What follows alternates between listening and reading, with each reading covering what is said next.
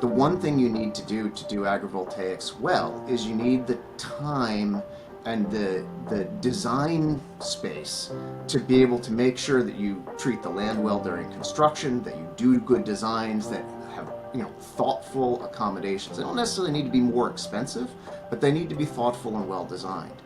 And the one best, fastest way to not do good design and not do good construction practices is to accelerate the whole process. The solar industry is under attack in the United States.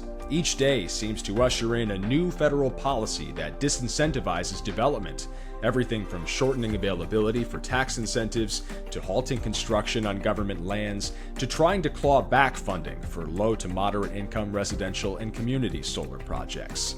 Detractors often criticize the physical footprint of large-scale solar, which can take up tens of thousands of acres. They argue most of that land should be reserved for farming, and while there is a point there, oftentimes landowners are getting a better deal for leasing to solar developers. And increasingly popular agrivoltaics practices, also called dual use, using the land for farming and solar generation, are tilting the tables in favor of farming sunlight.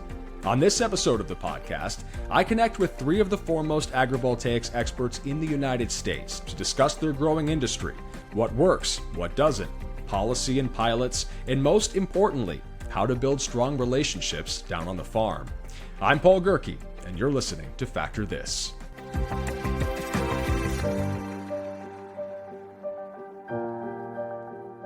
I missed a prime opportunity to put just a small amount of thought into an agrivoltaics pun to start this podcast.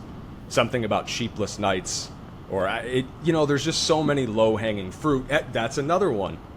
We can go on and on about the intersection of solar and farming, but I'm not the guy to talk about that. The three guests that we have on this podcast that I've really been wanting to do for a while are the experts in this field.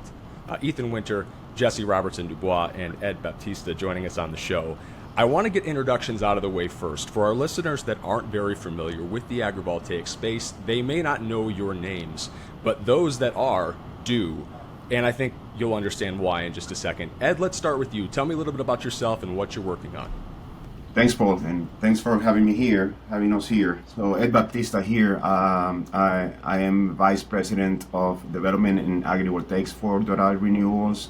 I'm based in Noblesville, Indiana, which is not too far from our Mammoth project in here in Indiana as well. I consider myself a farmer, frustrated farmer. Somehow, and I see a big opportunity with agrivoltaics, for me to become one. So I leave it there, and we'll say some more about what we are doing afterwards. Ethan, what about yourself? Yeah, hi. Thank you so much, Paul, for having me. My name is Ethan Winter. I'm the National Smart Solar Director for American Farmland Trust. Originally from Illinois, grew up on a small horse farm and watched as our farm area was really covered with subdivisions and commercial sprawl about an hour west of Chicago on the best soil on earth. So I kind of came from that background. I've worked in solar development, I've worked in land conservation, and came to AFT as the organization was really looking at this nexus of land use, energy, and protection of working lands. And one thing I'll just highlight to frame this conversation is that working lands have always hosted energy development, right? We have this long history of farmers being a key gateway to the production and distribution of energy in America. And solar is another new opportunity for us to do that. And we really want to take lessons from the past and use solar energy technologies in a way that supports agriculture. And this is the opportunity that agrivoltaics can present for us. Jesse, last but not least. Yeah, hi, thanks. Jesse Robertson-Dubois. I'm the Director of Sustainable Solar Development for Blue Wave Energy. I'm based out in western Massachusetts, where my family and I have a small farm. We graze in conventional solar arrays with our sheep flock, and come really more from an agricultural background and a land conservation and farmland protection background than I do from the solar industry. What got me interested in this was looking through the fence into solar arrays and seeing a microclimate in there and thinking as a farmer, how could we manage that, right? The grass that's greening up a little earlier in the spring, staying green a little later in the fall, staying green through the dry part in the middle of the summer. Those are all things that, from a sustainable agriculture and a diversified agriculture and a local agricultural perspective, those are microclimates that we really just need to focus on trying to manage and do this all a better way. I think one of the reasons this conversation is so important right now is because generally when you see solar development and land rights or interaction with farmers in the news, in the media, and we're guilty of this as well, it's generally contentious.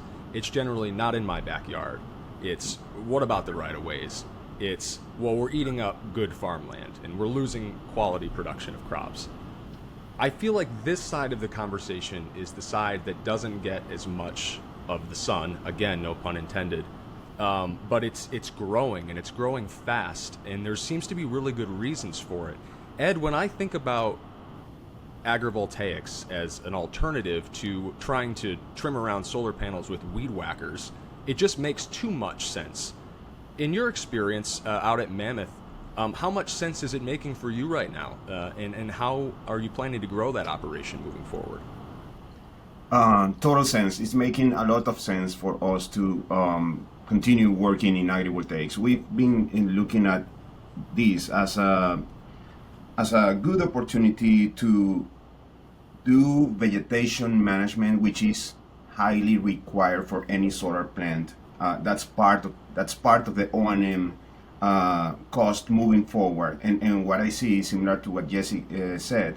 Inside the fence, you will have a whole lot of things, microclimates happening, and if you don't take care of that, you will have an issue with fires, or you will have an issue with safety. So we are required to do that. The way that we see that we can have a dual use of the land to, on one side, address what we are required for in terms of vegetation management, and instead of wasting money on that, using that as a way to produce other goods and produces inside the fence.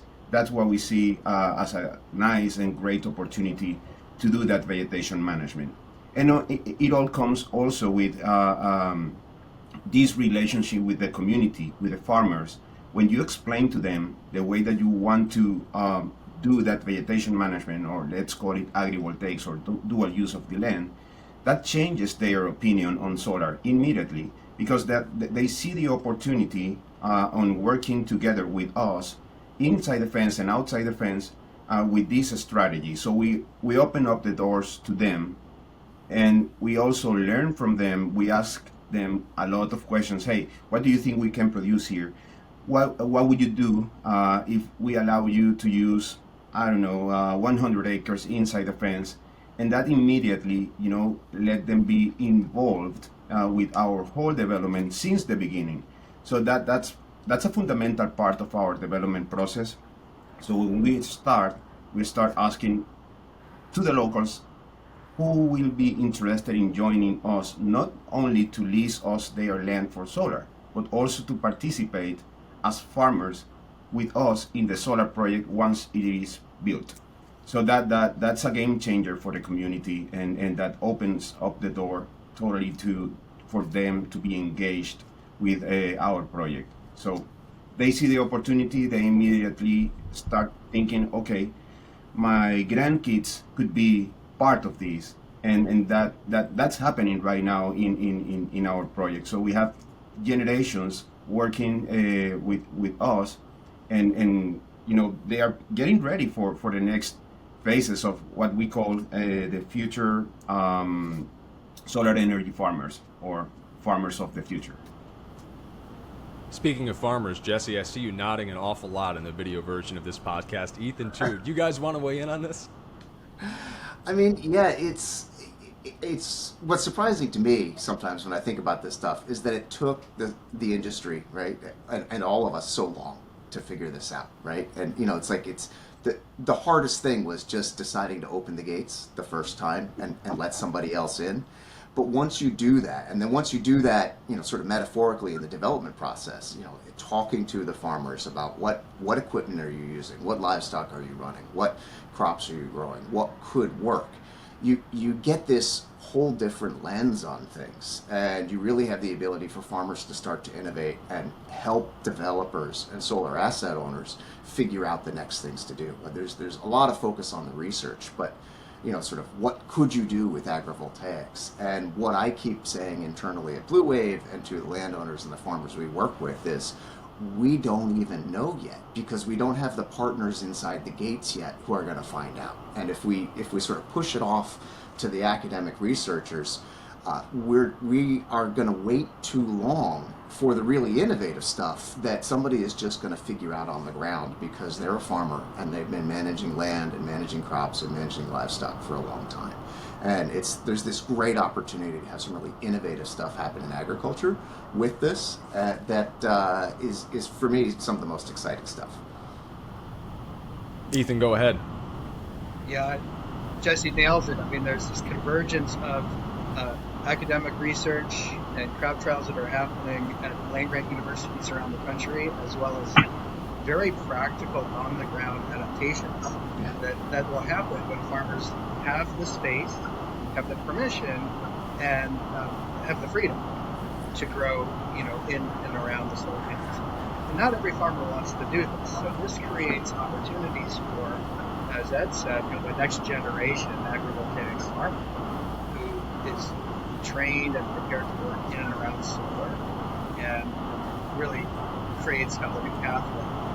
I wanted to highlight a couple of key themes or lenses that we're all working through as we think about this fall. One is that farmland loss is real. We've seen attrition of America's best farmland for decades.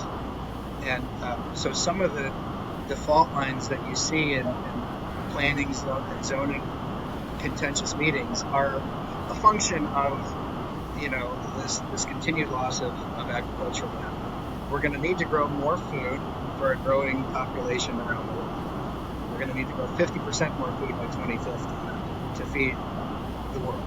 So we have a shrinking land base, we have growing needs, farming is getting increasingly difficult. We really have a rural crisis on our hands, and the margins in farming are very difficult for the vast majority of producers. And now you have potentially hundreds of billions of dollars being invested in solar energy technologies that can bring investment into these rural communities. So agrivoltaics, in a lot of ways, is as practical as getting farmers on the ground in between the rows. It's also as significant as providing a real driver for rural redevelopment and reimagining how working lands and clean energy can work together at a significant scale. So, we're working at all of those different levels while also making sure we're not getting ahead of ourselves. Farmers at the end of the day are going to learn from other farmers from what works. And we're all really dedicated to finding those early success stories that we can share with other producers so that they can learn from each other. And that farmer-to-farmer knowledge transfer is absolutely critical, because that's where you build the trust and build a snowball of momentum and acceptance with this approach. I don't know how many farmers out there are ardent podcast listeners, but if they are, I would love for this platform to be a place for that farmer-to-farmer knowledge transfer. All three of you guys, I'm sure, have some amazing anecdotes and learnings in the field. I would love to just sort of open the mics up for a minute and let you three go.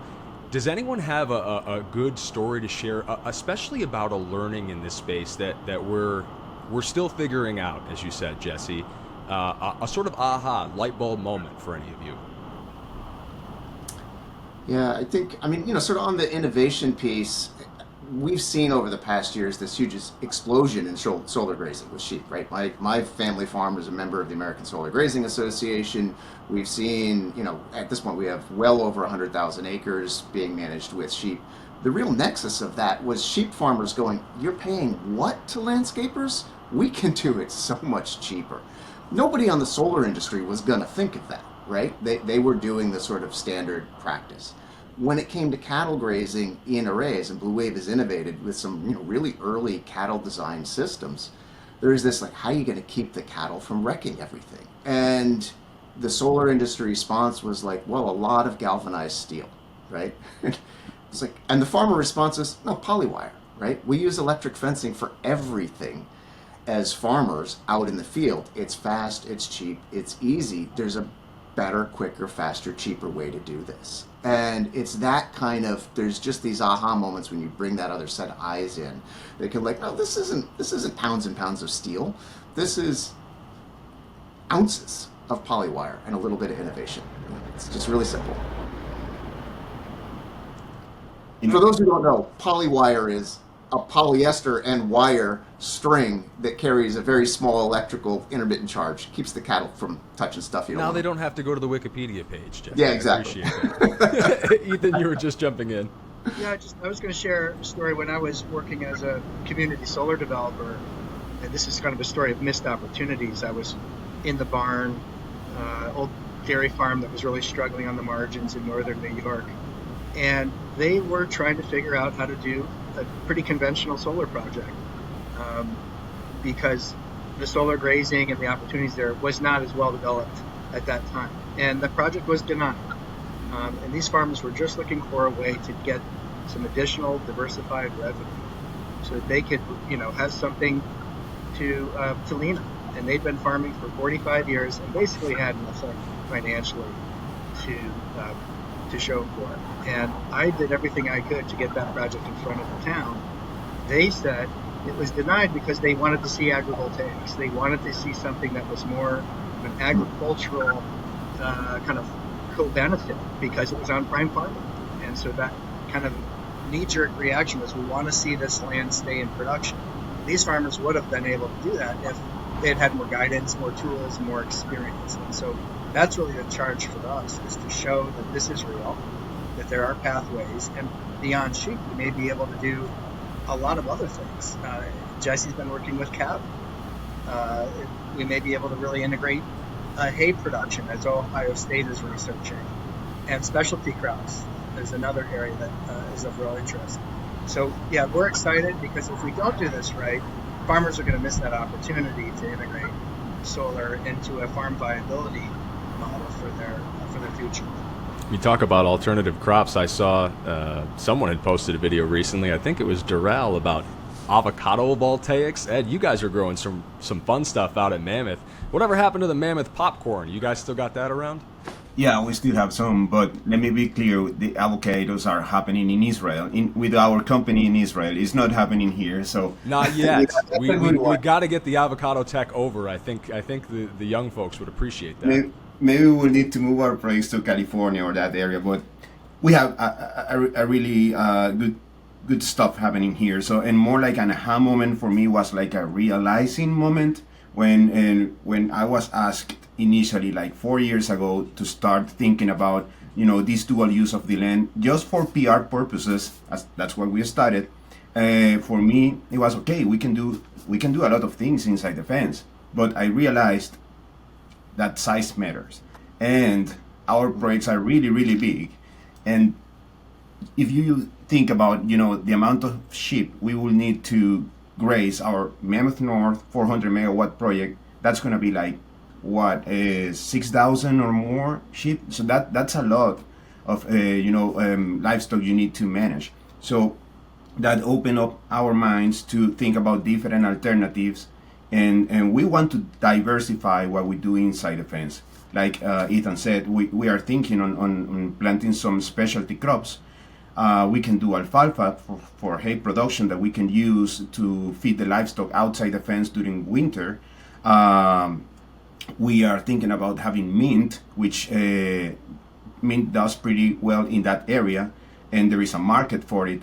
So we are not only thinking about what we can produce inside the fence because we want something. We are looking for the market for those producers as well, and we are thinking about premium markets, and that led us to think about an innovative way to work internally, because you also need to deal with the construction teams, engineering teams, and they like the concept, when it comes the time to design and implementation of agrivoltaics from a construction perspective, they will say, hey, oh, okay, we need to think about it because it's going to cost you more, could be not as safe as we wanted. The lenders could be concerned about this and that. So we are creating our own entity.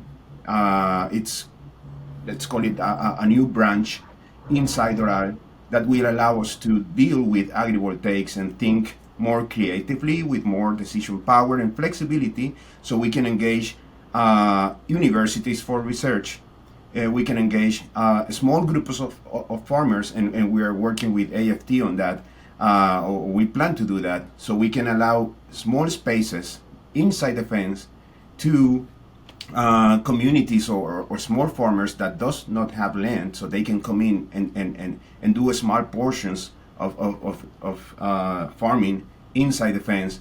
But on the other side, we are thinking on scale and how can we replicate that, because we have more projects, and our next phase is to replicate what we learned in Mammoth to our other projects outside Indiana. And then we have another 1,300 megawatt project in Wisconsin. We have a 430 megawatt project in Texas, and those are about to start construction.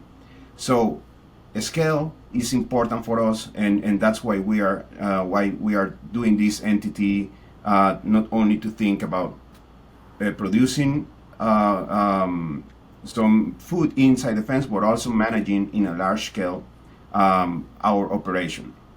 We're also thinking about robotics, harvesters that can go inside, planter harvesters that can go inside the fence and facilitate that scale work. Because again, if you think about the manpower you need to manage thousands and thousands of acres inside the fence, that's going to be a lot. So we want to diversify, but all with the focus of producing with agrivoltaics. I feel like a lot of this comes down to a word that I've heard repeated a few times on the show already: markets and margins and finances. Ethan, when we were talking just before the show started, you said something to the effect of agrivoltaics could be a triple win, but it's not a slam dunk. You said earlier on the show that it doesn't work for everybody. So what are those factors that are holding us back, and why isn't it for everybody? Well, AFT's gone through a real process of defining agrivoltaics from our point of view with a real sort of farmer-centric approach. And for us, agrivoltaics needs to mean that there's a real agricultural product or set of products that are produced on the land for the life of the project, and that there's some intentionality in the design and operations of these projects that has farmer input at the beginning, not at the end when you're trying to figure out how to get through a sticky permitting process, right? And so if you're really thinking through that lens, you have to be thinking about markets. You're thinking about what is the agronomic landscape that this project is in. What is the existing agriculture? What are the soil types? If you don't have a viable market for what you might want to grow within the solar array, how are you going to create that market? And how can you work with that agricultural ecosystem to create linkages? We're starting to see this on the sheep grazing side, right? Where we're going to need thousands and thousands of more sheep to graze more sites. Guess what? That means more opportunities for that whole livestock ecosystem to get into this space. And 80% of our lamb in this country is imported from halfway around the world. We could be bringing that back to the U.S. And meet existing demand, and essentially resourcing or reshoring land. And we can market it that way. As Jesse said, producers would be getting paid to raise their sheep on these sites. So that allows them to get over some of the cost hurdles that have forced us to import our land.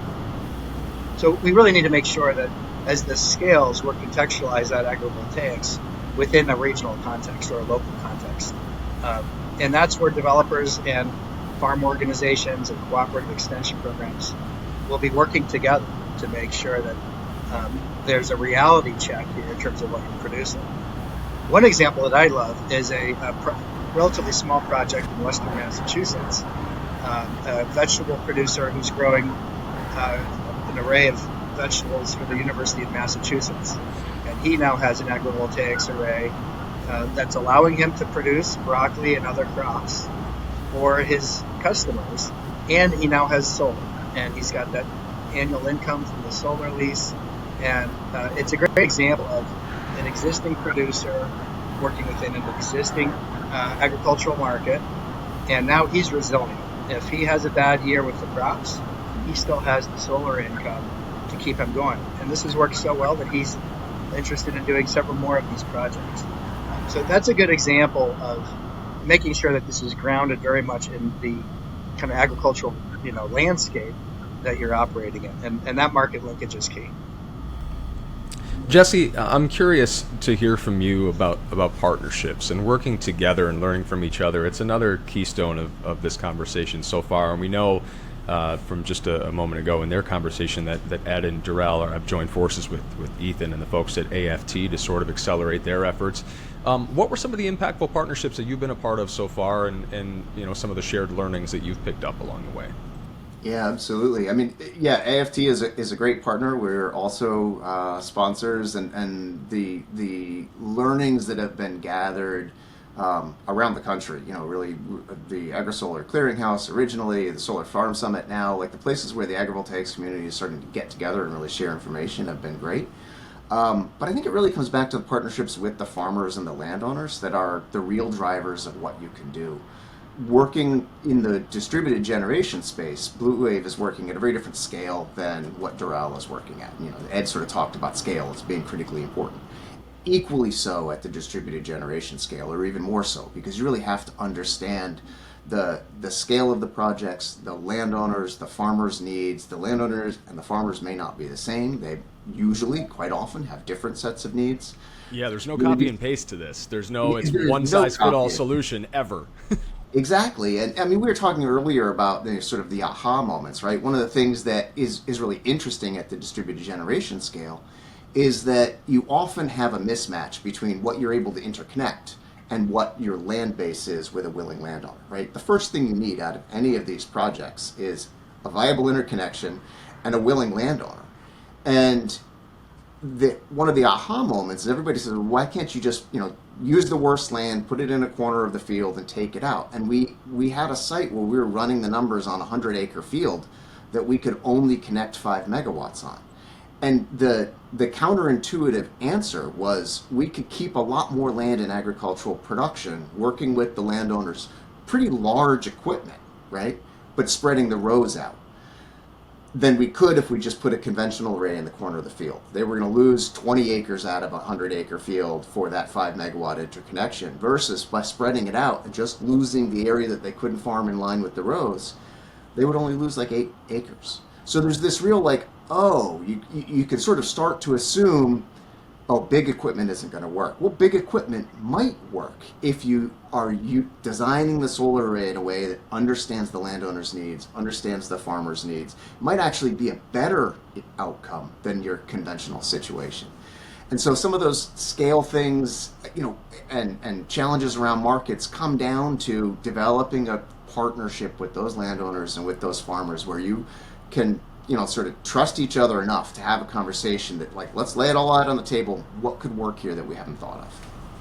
I think the finances are important from the farmer side to try to understand a little bit. And I don't know anything about that space. What are the kickbacks like for them? And maybe Jesse at the distributed scale and Ed at the utility scale.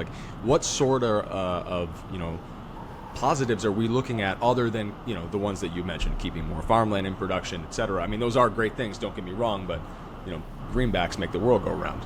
Sure. Yeah, we've talked a little bit about sometimes the differences between the landowners and tenant farmers, right? And the economics of solar leases are really good for landowners. And where those are also the farmers, it really can help support a farm and provide that stability through bad crop years, through bad weather years, et cetera. But when it's a tenant farmer, they're not seeing any of that. And that's where you really have to start to look at other ways of providing value to that farm operator who's going to be managing land in the solar array through longer term land access that's more secure, through benefits for certain crops, right? If you're talking livestock grazing, the animals see a benefit from that shade. If you're talking cropping, some crops see benefits, others don't. That's very crop specific and very location specific. Even in the east, though, where we have, most years plenty of water, there are still benefits for crops. Rutgers has done some really interesting research with soybeans, seeing actual yield increases with soybeans in solar arrays because they actually tolerate a little bit of shade not only well, but they do a little better with it. And so you get to those sort of unexpected synergies that can provide some real agricultural value. And then at the end of the day, you also have, if you're growing soybeans in that field, or if you're harvesting hay from that field, or you're grazing in that field, you don't have the operational expenses for vegetation management that you otherwise will. And the typical way these are arranged is some of that operational savings is shared with that tenant farmer, essentially. So you have a farmer who has better access to land and shares in a little bit of the economic value of solar, not as land rent, but as an operational income related to the solar company not having to pay somebody to come out here and mow all of that grass. Ed, what's it like on your side of the slider at the utility scale? Well, economics. As Ethan mentioned, when a farmer joins a solar project, that's a big change for their economics, because we will lease the land for 30 years minimum, and that will provide them with an steady income for that period.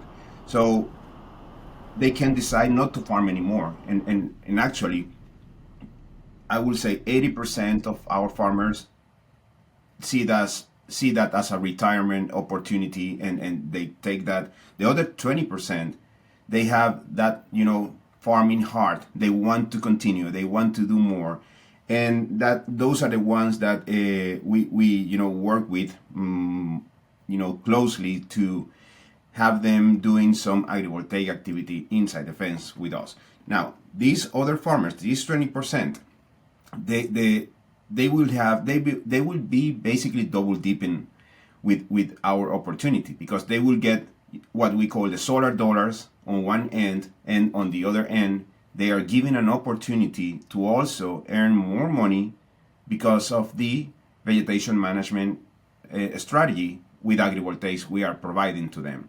So basically they'll get both benefits, and we get a benefit as well, because we will have a lot of savings in vegetation management. So that's a win-win relationship in terms of economics, and it works. It really works perfect. Other thing that I will point out about economics is, when you think about farming alone, not with the solar panels, but just, let's say you want to farm 100 acres with a specialty crop, that's hard to do. It's very costly, and then having access to the market is another thing, but you're also under risks of getting some diseases or weather conditions that will affect the production or will affect the quality of the crops. If you think about doing that inside the fence, once you're covered economically, there's no real stress for the farmer to think about, oh, I'm going to lose 1 year of production, because they also have the other income. So that facilitates the way they think about producing crops inside the fence, and that allows them to do it more confidently and be safe. Basically be safe of, if the crop get damaged, part of it could be sold, the other part would not be sold, but they won't die in the process. I would love to work our way around the horn here, starting with you, Ethan, if you don't mind. What's holding us back? What are some of the ways we could grow or accelerate this space, especially at the state level? Because I imagine, much in the same way that one farm solution doesn't work for another's, state to state, climate to climate, regulatory environment to regulatory environment, I'm sure there are pitfalls aplenty along the way. Yeah, it's a great point. Think of this as sort of a multi-layered.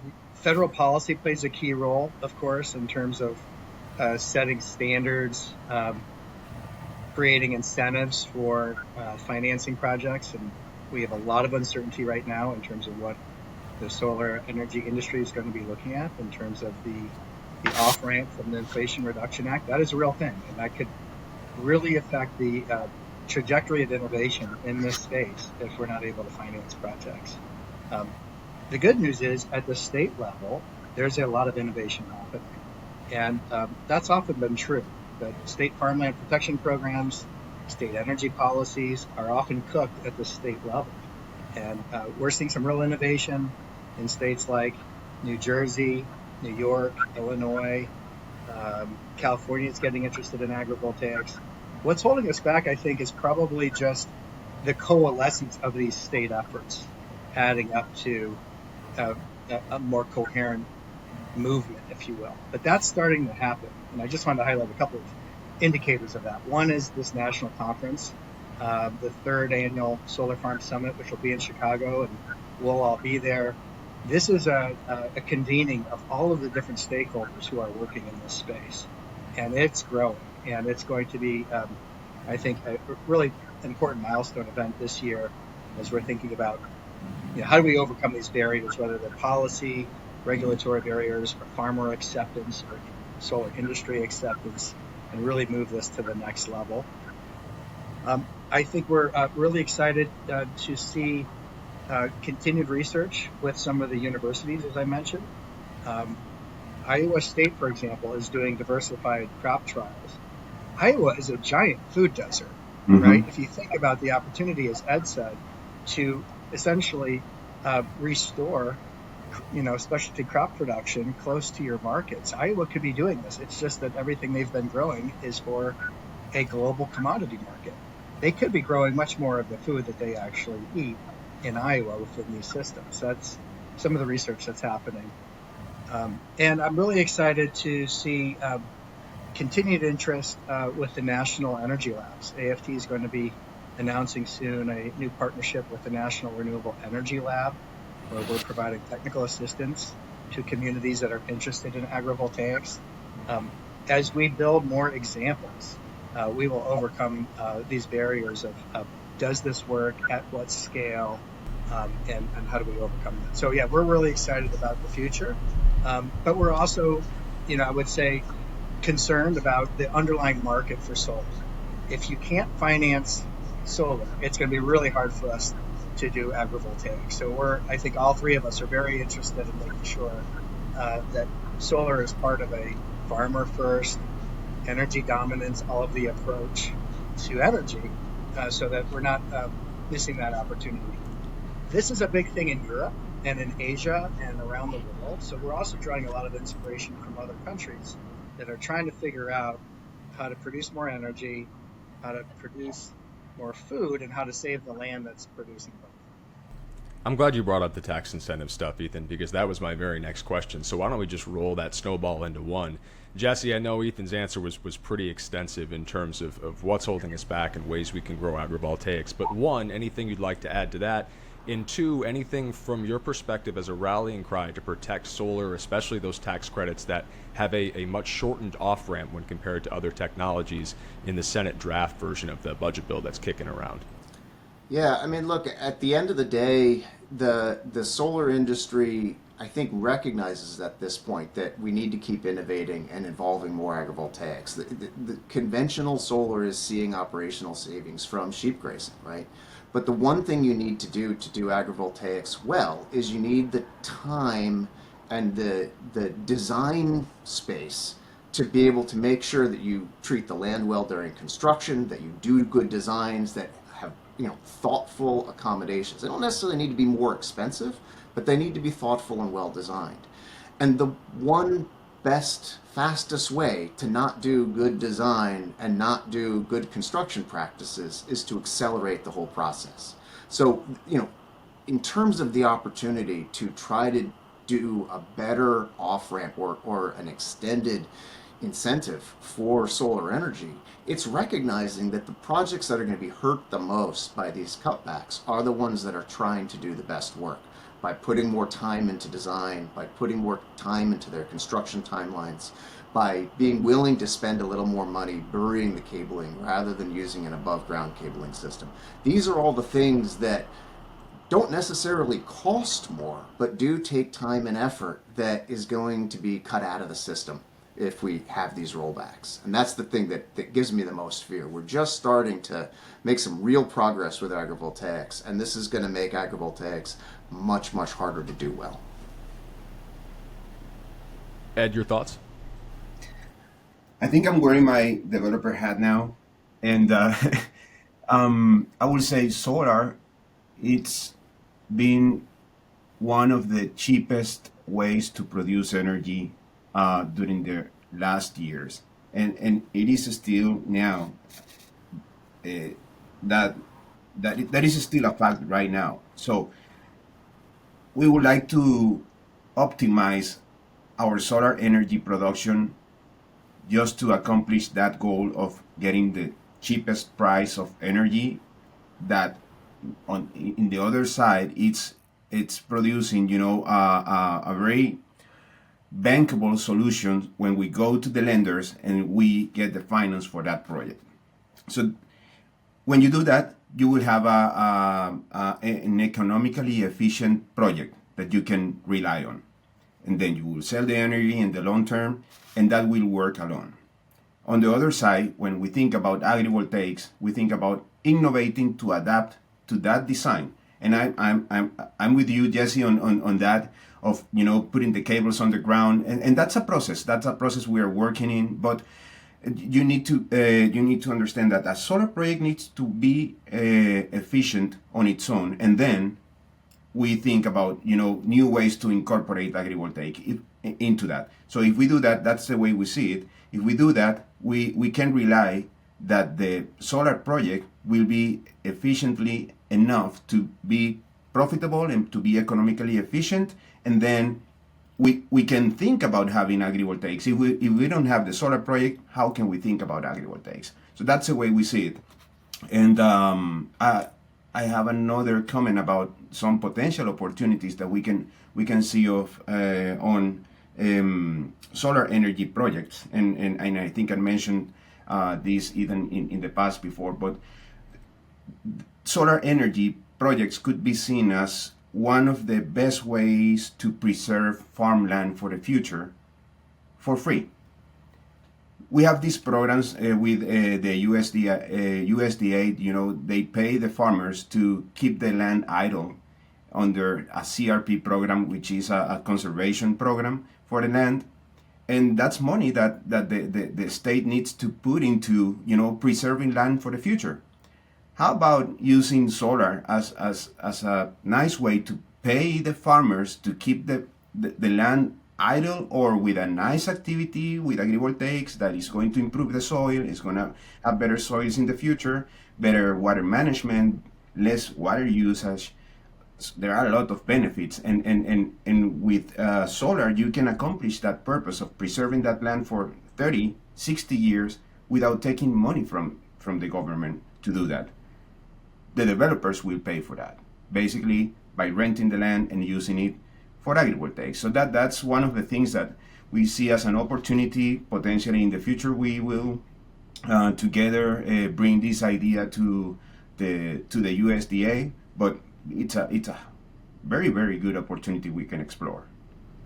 Gentlemen, I would love to sit and chat with you inside the fence all day, but unfortunately I hear that cattle call bell ringing. It's about time to wrap things up, but before we do, Jesse laughed. He gets the farm puns.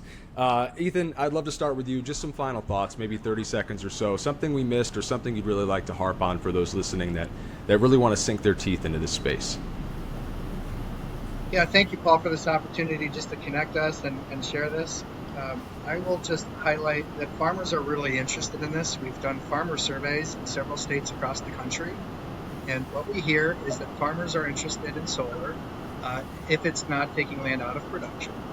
And there's a plurality of farmers in many states, maybe over 50%, who are especially interested in solar if they can integrate production. So working with developers is absolutely essential. What we bring in this work is a soils and farm viability focus. And what you're seeing is this bridge where there's an energy feasibility perspective the developers are bringing, and we're bringing that soils and farm viability focus, and we are meeting together and really to address these farmer needs around the country.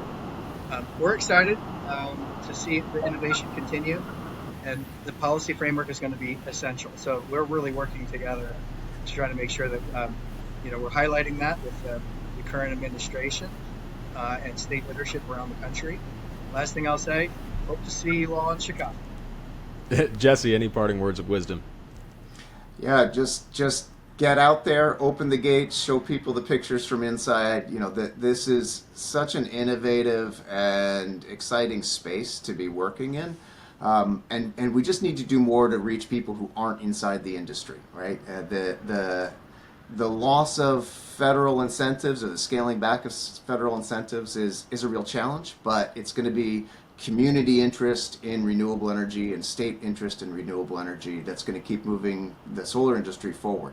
And we just have to bring them into the fold and show them how we can be win-wins with both landowners and communities. And Ed? I don't think I have words of wisdom, but Paul, I will thank you, for having us here. This is as important as going into the fields and have some action. So spreading the word, letting other people know about what we are doing is so important. So I will, say thanks again for you having us here and keep continuing with this, podcast in the future. So that's very important, and we will be super happy to participate again. And I will say I will invite farmers to reach out, to think creatively, to work with us and work with developers and bring their ideas and knowledge to the development. So keep going with this. Ed, Jesse, and Ethan, thank you so much for your time. If you enjoyed this conversation, please like and hit subscribe to the Factor This podcast, and we'll see you again in another episode of the show.